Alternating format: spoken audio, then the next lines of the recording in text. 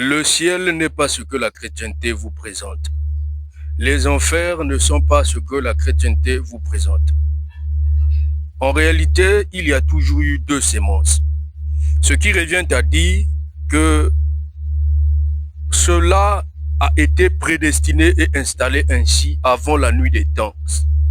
Avant que le temps existe, c'est une prédestination. Ceux qui iront dans la dimension où se trouve le Créateur, ce sont ceux dont l'origine était déjà le ciel. Ceux qui n'iront pas là-bas, ce sont ceux dont l'origine était dans la dimension inférieure. Il n'y a rien à ajouter. Et si vous pensez que non, un esprit malsain qui vient, peu importe le mal qu'il cause, vous devez savoir que non, c'est la loi de la balance spirituelle. C'est-à-dire que il a été créé pour susciter le mal. Et ce mal qu'il a suscité a aidé certains pour atteindre la perfection. Ça, on ne vous dira jamais dans vos églises. Pourquoi on ne vous le dira jamais? Parce que le ciel n'est pas la conception chrétienne. Le ciel, c'est une conception spirituelle. Donc, si vous faites du mal sur terre, je n'encourage pas le mal. Je dis ceci que toute personne manifeste ce qu'il est d'abord spirituellement. Il y a la loi des punitions. Par exemple, un roi céleste qui provient d'une dimension supérieure, une fois sur terre, il s'associe au mal. On ne peut pas changer son état. Il sera puni. C'est pourquoi vous entendrez parler des livres comme le livre d'Enoch retrouvé en Éthiopie, qui dit ceci que les veilleurs étaient punis, incarcérés par d'autres entités divines parce qu'ils avaient échoué. En venant sur terre, ils se sont associés aux humains. Ils ont enseigné les sciences divines aux humains.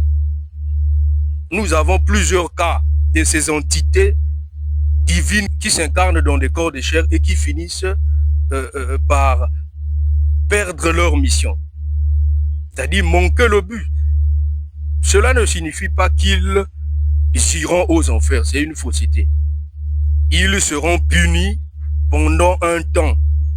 Et le Créateur peut permettre que les esprits malsains puissent les lier, puissent les capturer. C'est une sorte de punition. Donc c'est pour dire aussi ceux qui sont du côté malsain, le Créateur permet aux esprits divins de les lier. C'est une sorte de punition. C'est comme ça que la balance spirituelle est équitable et équilibrée. Ce n'est pas comme vous croyez que non, tu te lèves un matin, toi un démon, toi un esprit malsain, toi un Satan, toi un Seth. Tu te lèves, tu commences à prier, tu te mets en jeûne, pensant que ça va changer son état d'âme. Ça ne changera rien. Tu dois simplement suivre ta mission. Ça, c'est ce que la chrétienté ne vous dira pas. Que chacun est censé faire sa mission sur terre. Que tu proviens d'une dimension supérieure ou inférieure, tu dois refléter ce que tu es sur terre. C'est ainsi. Les ténèbres ne peuvent pas se repentir d'avoir été les ténèbres, la lumière non plus. Les deux jouent un rôle très indéniable pour la survie de l'humanité. C'était Manangoya Girate, le grand phénix de Kam.